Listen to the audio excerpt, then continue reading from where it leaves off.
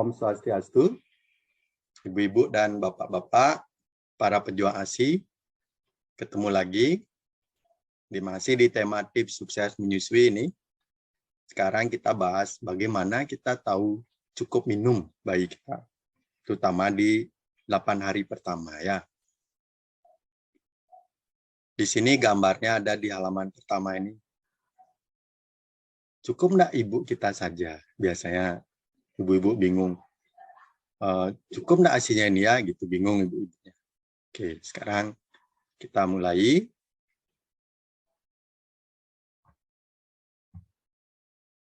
Jadi pada proses 3 hari pertama, 8 hari pertama itu, tolong tidak memberikan dot atau empeng pada bayi yang rencananya diberi ASI. Jadi penting sekali ibu dan bapak itu punya konsep. Saya punya bayi, saya menikah, saya hamil, saya punya bayi, maunya bayinya dikasih makan apa. Itu konsepnya ditetapkan. Oh, saya mau memberi ASI, memberi yang alami. Oke, mau berapa lama? Oh, mau lebih 2 tahun. Kenapa 2 tahun? Karena proses perkembangan otak dominannya terjadi di 8 tahun pertama, hardware-nya hardware-nya 80% itu di 2 tahun pertama. Jadi ASI lah yang bisa memberikan support untuk pertumbuhan struktur otak bayi kita. Jadi ASI itu adalah superfood untuk human, untuk manusia. Kemudian memberi ASI gayanya gimana? Netek langsung atau pumping aja. Nah, yang terbaik itu netek langsung. Nanti di salah satu video yang lain kita akan cerita tentang pentingnya netek langsung. Jadi, jangan pakai dot. Kalau pakai dot, bayi akan pamit dari ibunya. Karena cara memerah payudara dengan suckling, gerakan lidah memerah areola, dan dibandingkan dengan dot, gerakan lidah dan pipi menghisap, itu beda jauh. Tenaganya beda, bayinya kalau pakai dot itu seperti jalan santai, kalau pakai netek itu seperti lari sprint, cepat capek. Jadi dot itu bikin dia bingung bayinya. Ya, memang banyak ahli menyatakan tidak ada masalah dot itu dengan payudara, bisa dua-duanya. Ada ahli-ahli mengatakan begitu. Memang ada bayi yang bisa dua-duanya, Bapak Ibu. Bisa bayi Anda, bisa bayi orang lain. Jadi kalau misalnya kebetulan bayi Anda tidak bisa dot dan netek bersamaan, maka namanya bingung puting. Dan kita tahu bayi kita niki bisa menetek dan dot itu setelah dia menetek 3 bulan. Setelah netek 3 bulan, dot 3 bulan, bayinya lancar dua-duanya. Oke, bayi saya termasuk kelompok yang tidak ada masalah dua-duanya. Tapi begitu 3 bulan itu tidak bisa, maka bulan keempatnya bayi bingung puting. Nah, Anda adalah kelompok bayi ibu yang punya bayi tidak bisa dua-duanya serta. Jadi baru setelah sekian lama baru kita bisa tahu. Nah, dibanding mengambil risiko nyoba seperti itu, kita bisa belajar dari pengalaman ibu-ibu lain yang sudah pernah bingung puting. Lebih baik jangan melakukan seperti itu. Jangan dicoba. Betul, para ahli itu bilang bisa dua-duanya tidak ada masalah, betul.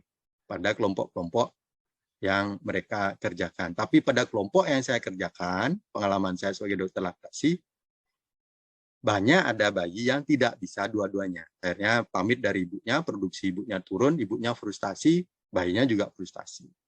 Jadi berusaha untuk tidak memberikan dot. Nah, sekarang dalam proses menetek itu ada refleks-refleks ya. Jadi ibu akan belajar memposisikan bayi. Ada di video salah satu video Rumah ASI Bali itu memposisikan bagaimana bayi menghadap ibu, perut ketemu perut, kurang lebih telinga, kemudian lengannya itu garis lurus, kurang lebih lurus. Jadi bayi menghadap ibu. Kemudian kita mulai meletakkan puting areola itu di bibir atas, sehingga bayi akan mulai buka. Lidahnya akan menjulur, mencari. Kemudian, begitu mulai mulutnya membuka, puting areola diarahkan masuk ke langit-langit. Ke hidungnya, ke arah hidung. Sehingga lidahnya menjulur, menangkap. Jadi, yang ditangkap itu areola. Kalau seandainya putingnya tidak ada, putingnya tenggelam, mendelep, tidak masalah, tetap bisa netek ya. Jadi pastikan caranya, stylenya itu benar. Kemudian bayi begitu lidahnya menjulur, nangkap, mulutnya penuh, mulai menelan. Itu kita sebut proses refleks. Itu tidak terjadi di penggunaan dot. Penggunaan dot, bayi dimasukkan dot, dotnya netes, tes, mulut penuh dia telan, mulut penuh dia. Jadi menggunakan gravitasi. Nah, ini perbedaan di gambar ini. Kalau dotnya lidahnya tidak banyak bergerak, nah, lidahnya relatif di belakang, bayi akan mengambil puting. Kalau menetek langsung, lidahnya akan menjulur dan mengambil areola. Jadi bayinya bingung kalau pakai dot, pakai netek ya. Ini ilustrasi kalau lidah istirahat, lidah seperti ini, melengkung menutupi langit-langit. Kalau lidah menetek, putingnya akan masuk ke dalam, ke langit-langit belakang. Kemudian lidahnya masih tetap seperti ini, sama seperti posisi istirahat, mirip. Terjadi proses pemerahan, tapi begitu menggunakan dot, lidah bayi berbeda bentuk. Dan teman-teman bisa rasakan, bandingkan bandingkan langit-langit bayi yang menggunakan dot dan tanpa dot. Langit-langit yang pakai dot itu biasanya tinggi sekali, karena biasa beradaptasi dengan dot.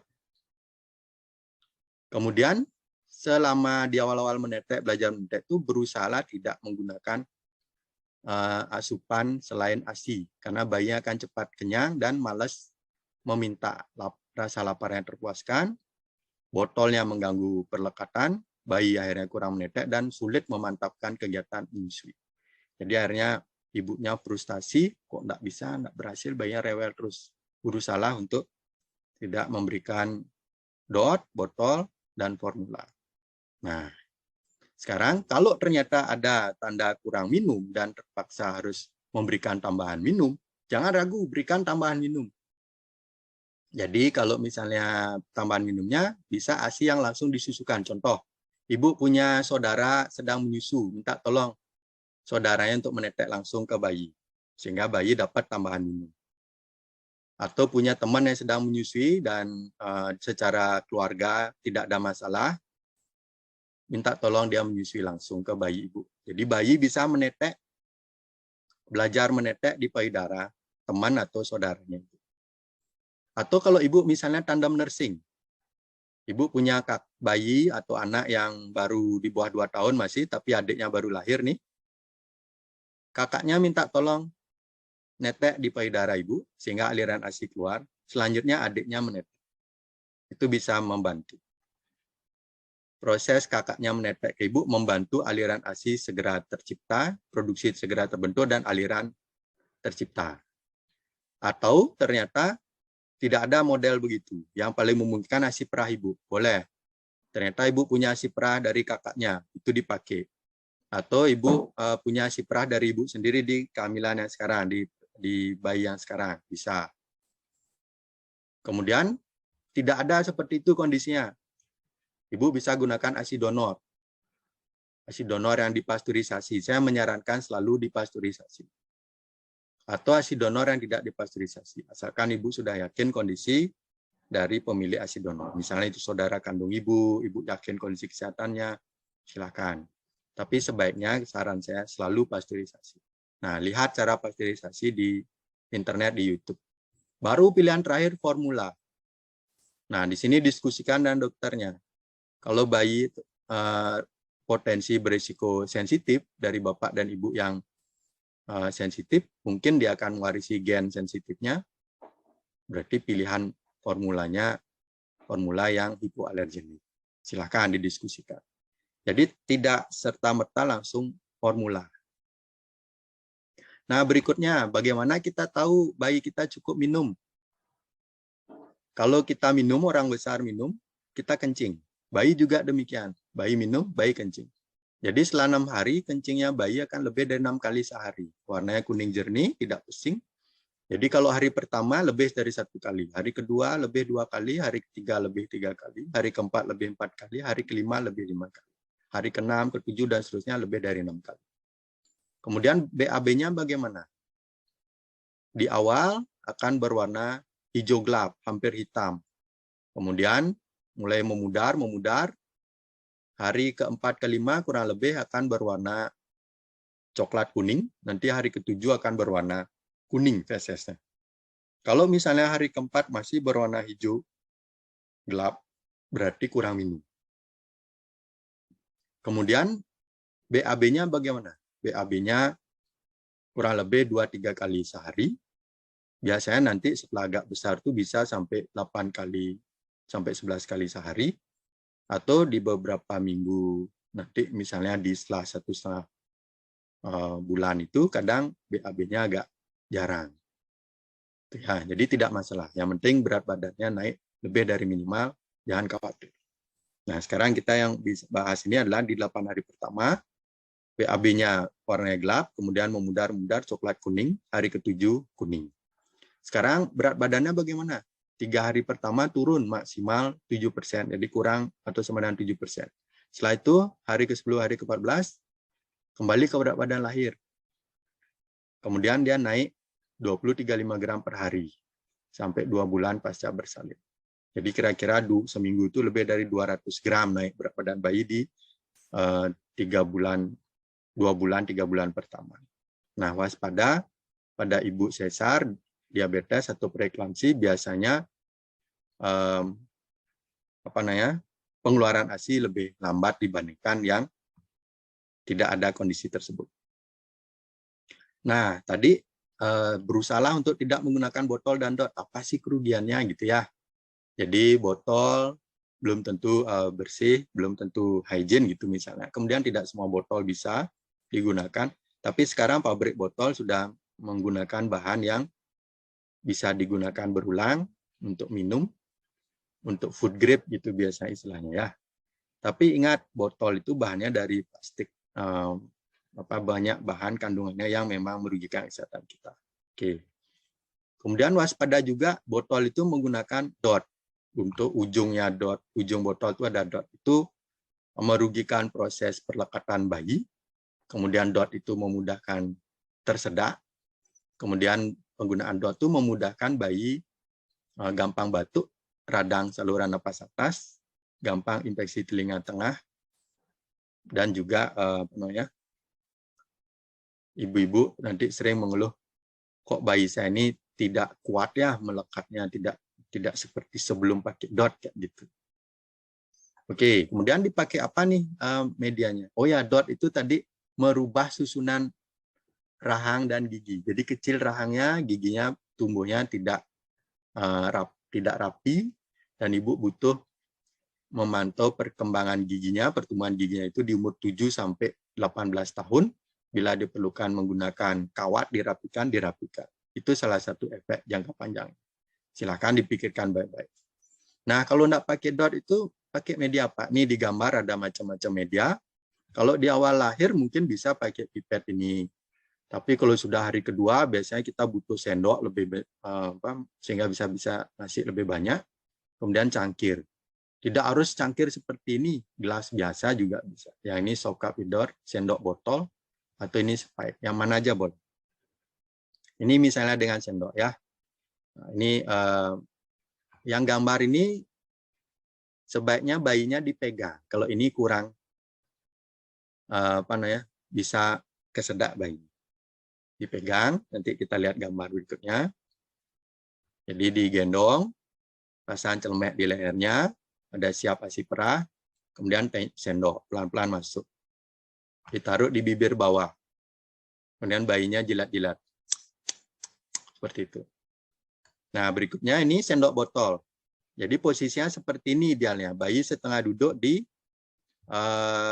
pangkuan ibu atau pangkuan bapak, kemudian sendoknya ini ditempel di bibir bawah, sudut bibirnya ini terisi pinggiran sendok, kemudian bayi menjilat. Nah, lihat di YouTube banyak sekali modelnya. Nah, ini cangkir sama. Cangkir, taruh di bibir bawah, kemudian sudut bibir terisi dengan pinggiran cangkir, dimiringkan pelan-pelan, tidak dituang, sehingga bayi bisa menjilat. Lihat juga di YouTube ada banyak videonya. Nah, ini kita lihat coba. Ini modelnya seperti apa bayi minum. Ini bayinya sudah agak besar ya. Kalau lebih kecil, bayi 3 hari lebih gampang diajarin. Nah, awal-awal memang banyak tumpah, teman-teman. Banyak tumpah, jadi jangan khawatir, tapi tambah lama, tambah pinter. Oke, seperti itu posisinya ya. Kita lanjut. Ini contoh cangkir dijual biasanya di toko peralatan bayi. Kalau tidak ada ini, gelas biasa, gelas kecil aja dipakai, enggak apa-apa. Jadi jangan sampai harus begitu baru berhasil, enggak begitu. Bisa cangkir mana saja. Ini contoh kalau di rumah sakit. Sambil netek, kita pasang selang lambung ukuran 5 frank 40 cm, sepait 50 cc, ditempel langsung netek. Atau di negara yang mungkin atau di tempat yang kurang sarananya, ini cangkir pipet ditempel begini. Jadi dikenyot bayi langsung jalan. Ya, intinya jangan pakai dot. Apapun caranya dicoba, kita harus kreatif.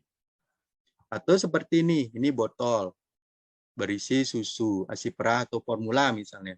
Kemudian dipasang selang, yang ini selangnya panjangnya 100 cm, 1 meter. Dipasang tempel di payudara. Jadi bayi ngenyot langsung ada tambahan ini. Itu contohnya ya.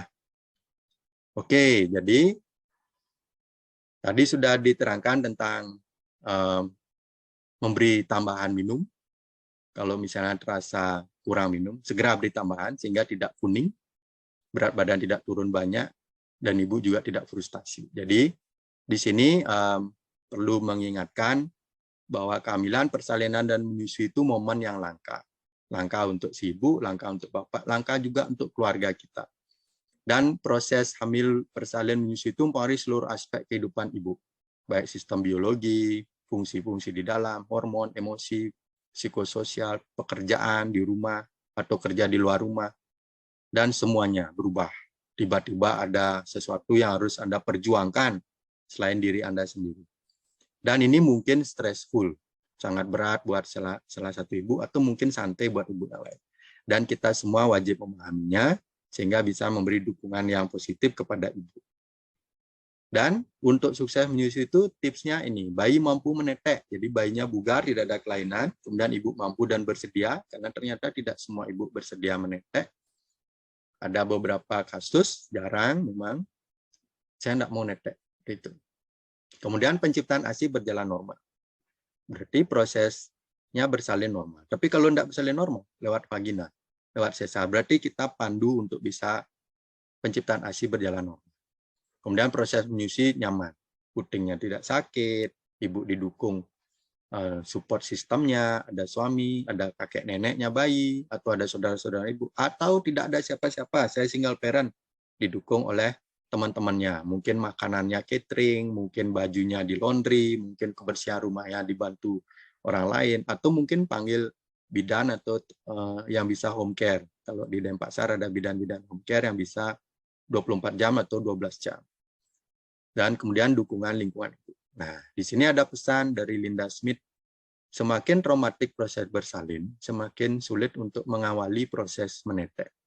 Jadi bersalinnya itu kalau lewat vagina lebih gampang menetek. Kalau sudah sesar lebih sulit. Bisa, kita butuh berjuang bersama.